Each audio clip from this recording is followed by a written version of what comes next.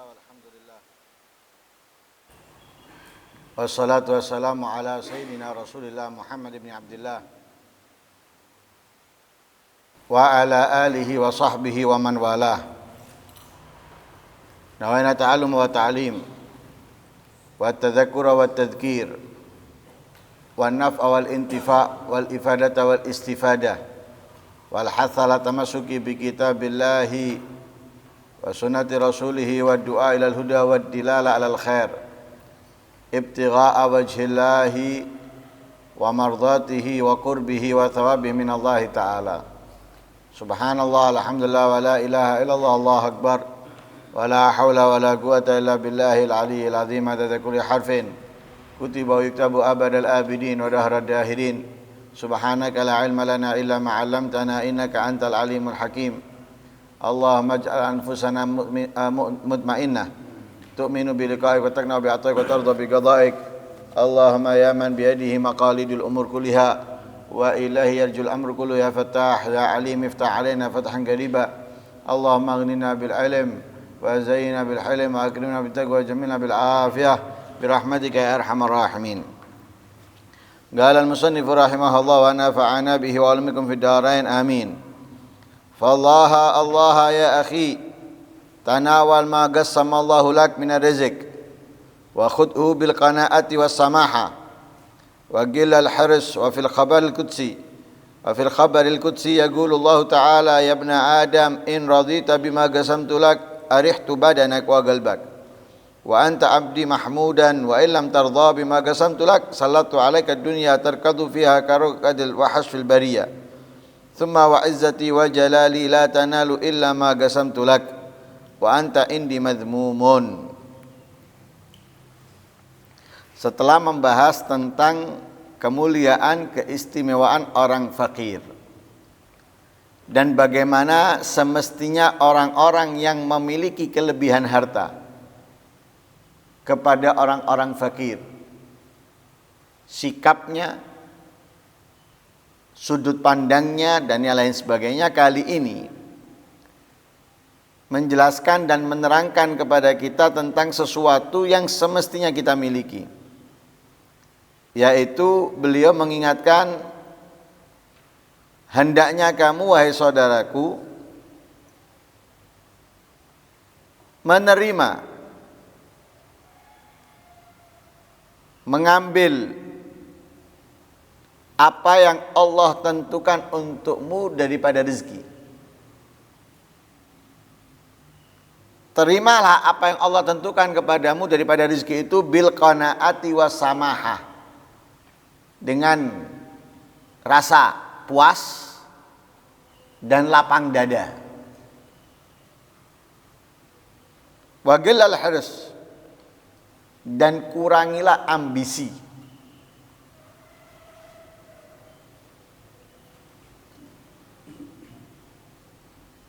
Di dalam beberapa ayat Al-Quran serta di dalam beberapa hadis Nabi SAW sudah dijelaskan dan diterangkan bahwasannya manusia itu rizkinya sudah ditetapkan dari sejak ia belum keluar ke dunia, belum mengetahui, memahami dunia, rizkinya sudah Allah tentukan untuknya. Berapa banyak, apa aja, bagaimana ia mendapatkan, di mana ia mendapatkannya, semuanya sudah ditentukan oleh Allah Subhanahu wa ta'ala dengan detail. Dari apa, ya, bentuknya itu apa, di mana, kapan, lewat siapa, itu sudah ditentukan oleh Allah. Dan itu sudah tercantum di dalam ayat Al-Quran. Yang sama-sama kita ketahui ayat Al-Quran ini nggak mungkin bisa dirubah oleh siapapun. Ketentuan yang abadi. Sehingga Nabi SAW menjelaskan ajalnya seseorang itu terhubung dengan rezekinya. Kalau rezekinya habis, mati dia. Rezeki yang ditentukan oleh Allah untuknya habis, mati. Jadi secara kasarnya, mau berobat kemanapun,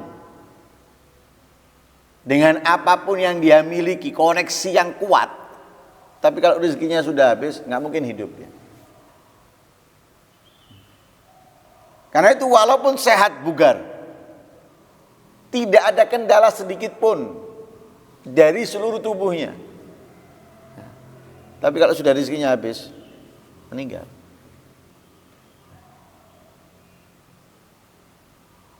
Lah itu menegaskan kepada kita bahwa rezeki ini dibagi.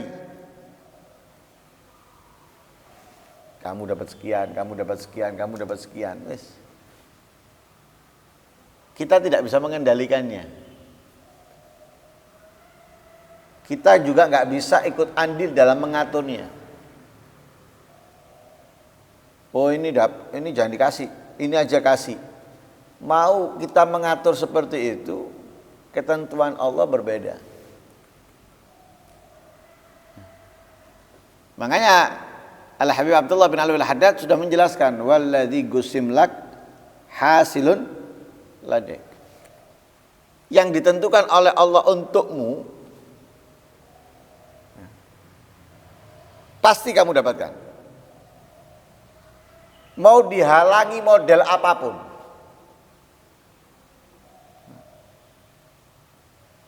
Akan sampai kepada kita. Dalam kehidupan nyata mungkin banyak orang telah mencoba untuk menghalangi seseorang mendapatkannya.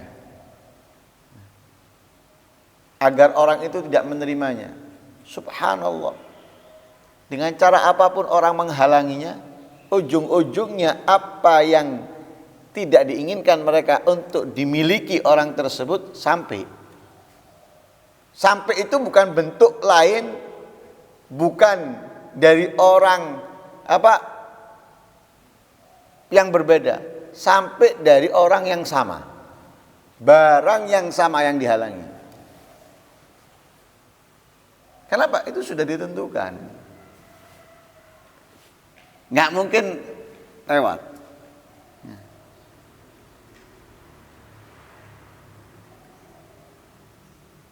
Jadi untuk masalah rezeki ini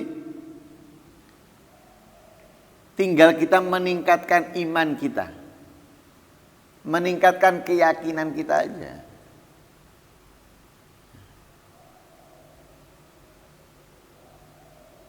Kemudian kita harus menerimanya, rezeki yang ditentukan oleh Allah ini dengan lapang dada dan senang hati. Jangan mengeluh. Aku sudah berusaha seperti ini, aku sudah melakukan ini, cuma dapat sekian. Aku yang ini, aku yang itu, cuma dikasih sekian.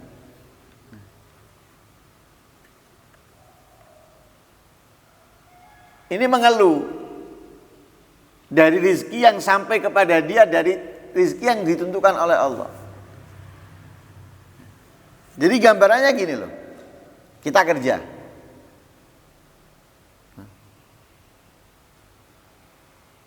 Atau kita diperintah, bayangkan di pikiran kita akan mendapatkannya besar. Tapi kita harus sadar, orang ini memberikan kepada kita apa yang ditentukan oleh Allah untukku darinya, lewat dia. Sehingga jangan kita mengharapkan, kadang kita paling nanti dikasih sekian. Lah itu yang membuat kita kecewa. Kenapa? Maunya dengan apa yang kita inginkan, apa yang kita pikirkan. Dia lupa bahwa ketentuannya Allah lah yang berjalan dalam hal itu. Makanya kecewa dia. Tidak menghargai saya, tidak menghitungnya. Ini gambaran-gambaran yang mudah mungkin dari mungkin beberapa oknum penceramah. Kalau saya misalkan nanti yang biasa ditelepon apa namanya pekerjaannya, telepon datang apa namanya,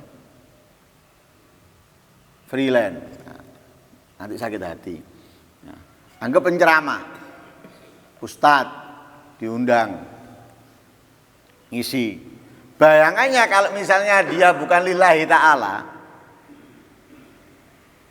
kalau dia mengharap kepada manusia, bayangannya dapat sekian ratus ribu atau sekian juta. Ternyata nggak dikasih misalnya, atau dikasih tidak sesuai yang ada di pikirannya, pasti apa? Kecewa. Kekecewaannya kadang muncul dengan apa? Dengan sikap. Kalau diundang nggak mau datang. Nanti kadang disinggung di dalam ceramah ketika diundang di tempat lain atau yang lain sebagainya. Kenapa tidak lillahi ta'ala, dan lupa dia, tidak sadar dia bahwa ketika dia mendapatkan itu daripada rezeki yang ia dapatkan dari ketentuan Allah, yang menentukan Allah, sehingga orang itu memberikan kita sesuai dengan yang ditentukan oleh Allah.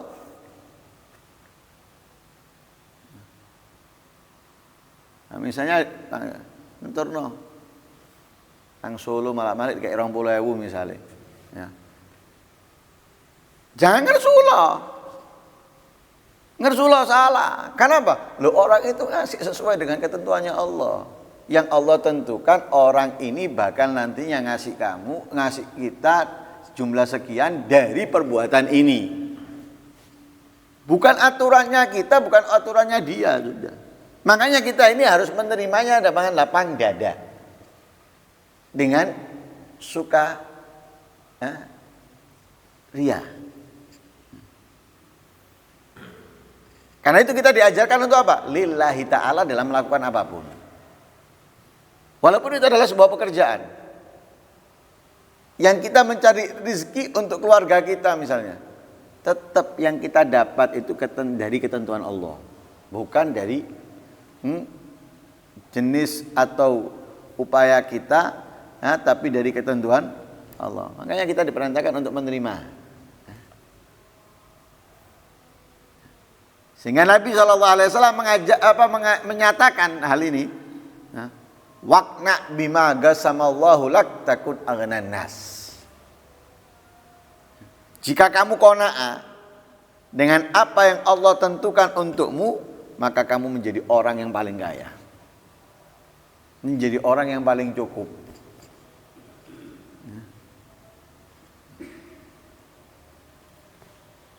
Ambisi kurangi. Orang-orang yang seperti itu kan kadang-kadang karena ambisi, mendapatkan banyak ternyata sedikit. Ambisinya yang membuat dia murka, yang membuat dia marah. Sehingga dalam haditsul qudsi dikatakan oleh Allah Subhanahu wa taala, ya ibna Adam, wahai manusia, in radita bima gasamtu lak arihtu badanak wa galbak. Jika kamu itu senang, puas dengan apa yang aku tentukan untukmu, aku akan tenangkan badanmu dan hatimu. Akan aku nyamankan badanmu dan hatimu. Wa anta indi mahmud, wa anta abdi mahmudan. Engkau adalah hamba yang terpuji di sisiku. Allah yang menyatakan. Jadi badannya enggak dicapikkan oleh Allah, hatinya enggak dibuat gelisah, khawatir, dia menjadi orang yang terpuji di sisi Allah. Jadi mau naik dolar, mau harga melambung tinggi, bahkan mungkin 2 kali lipat, 3 kali lipat, mungkin bahkan 100 kali lipat, tenang hatinya, nggak gelisah, nggak khawatir. Terus menjadi orang yang terpuji. Terpuji bukan di mata manusia, tapi di sisi Allah Subhanahu wa ta'ala. Sebaliknya, wa illam tarda bima qasamtu lak salatu alaika dunya tarkadu fiha karukadil wahash fil bariyah. Kalau kamu enggak puas, kalau kamu enggak senang dengan apa yang aku tentukan kepada kamu, akan aku buat kamu kacau dengan dunia. Jadi seperti kamu akan gelundung-gelundung mencari susah payah capek seperti hewan. Seperti hewan yang nyari sana nyari sini dengan susah payah, dengan capek, mungkin bahkan dengan sakit. Tsumma wa izzati wa jalali la tanalu illa ma qasamtu lak. Sudah capek, sudah payah, gelundung-gelundung, tapi Allah bersumpah, kamu tidak akan mendapatkan kecuali sesuai yang apa aku tentukan untukmu. Jadi ibaratnya siang malam meninggalkan istirahat, meninggalkan ini, ujung-ujungnya mendapatkan sesuai yang ditentukan oleh Allah, nggak lebih, walaupun sepeser, walaupun sedikit. Jadi lompat sana, lompat sini, pergi sana, pergi sini, tidak akan mendapatkan lebih dari apa yang sudah ditentukan oleh Allah.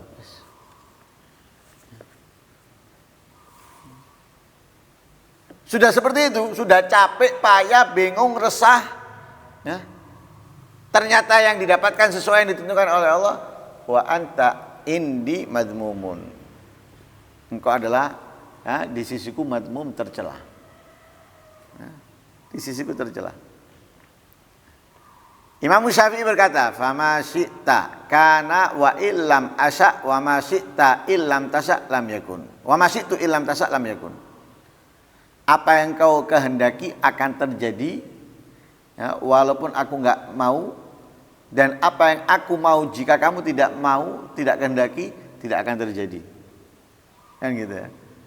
Masya Allah, karena wa malam ya salam, yakun, yang diinginkan oleh Allah pasti terjadi, yang tidak diinginkan oleh Allah tidak terjadi. Kita ingin, tapi kalau Allah enggak mau, enggak akan kita dapatkan. Allah mau, kita enggak mau, pasti akan terjadi juga. Mana ada orang yang mau sakit? Enggak ada yang mau sakit. Tapi kalau Allah mau dia sakit, mau menghindar kita, enggak bisa. Mau olahraga, menjaga makanan, menjaga pola hidup dengan baik, kalau Allah mau dia sakit, sakit. Kalau Allah mau dia enggak sakit, walaupun pola hidup yang buruk, enggak akan sakit. Sama dengan rezeki, mau dia bekerja dengan gambaran untung sekian dan lain sebagainya, kalau Allah mau akan jalan. Tapi kalau Allah nggak mau, model apapun, caranya dia, strategi model jenius apa, nggak akan mungkin terwujud. Jangankan menghasilkan, nggak menghasilkan sedikit pun jalan di tempat. Khalaqtal ibad ala ma alimat fa fil ilmi yamdil fata wal musin. Manusia ini diciptakan oleh Allah sebagaimana terlihat, akan berjalan masa muda, nanti masuk masa tua. Ada di antara mereka menjadi beruntung, menjadi celaka, menjadi buruk, menjadi baik. Ini engkau berikan anugerah, kamu muliakan, ini kamu hinakan, ini kamu bantu, dan ini tidak dibantu. Itu ketentuan Allah. Allah menciptakan hamba bermacam-macam. Berjalan dari muda ke tua. Nanti mereka ada yang beruntung, ada yang bahagia, ada yang susah, ada yang tercela, ada yang dibantu oleh Allah, ada yang tidak dibantu, ada yang dimuliakan, ada yang dihinakan. Itu sudah ketentuan Allah Subhanahu wa taala. Jadi perlunya kita ini mendapatkan, menerima apa yang Allah tentukan dengan senang hati, tidak ambisi. Kita tenang, kita nyantai, menjadi hamba yang terpuji. Gopo, bingung, ya, nabrak sana nabrak sini, rugi, capek, ya, tetap dia tidak akan mendapatkan lebih dari apa yang ditentukan, menjadi orang yang tercela di sisi Allah. Na'udzubillah min dzalik. Semoga Allah Subhanahu wa taala menjadikan kita orang yang qanaah, menjadi orang yang puas dengan apa yang Allah tentukan untuk kita, dan semoga apa yang kita dapatkan barokah, manfaat dunia akhirat. Amin Allahumma amin. Wassallallahu alaihi wasallam Muhammadin wa ala alihi wasallam. Alhamdulillahirabbil alamin. Al-Fatihah.